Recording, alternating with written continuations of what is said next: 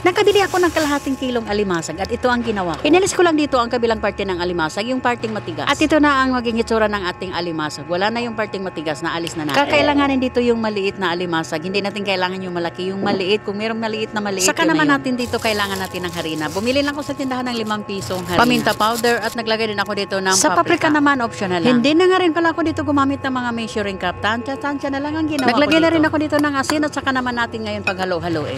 At nagbukod ako dito ng mga 5 kutsara para sa ating dry ingredients. At dito naman sa wet ingredients, isa-isa nating ilagay ang ating mga maliliit na alimasag. Ilulubog natin lahat ng mga alimasag dyan. Saka naman natin ngayon ilagay sa ating dry ingredients. Kagaya nitong ginawa ko. So ayan, kailangan natin mag-coat lahat ng ating mga alimasag dyan. Alam niyo bang masarap din ito iulam at perfect din ito maging pulutan. At saka naman natin ngayon dito iprito sa mainit na mantika. Kailangan nakalubog ito sa mantika. Ito na guys ang ating fried crablets. Saka naman natin ngayon hinguin pag alam natin ito ay luto na at ganito na ang kulay ng galing golden brown. Dito naman tayo ngayon sa ating tikiman portion.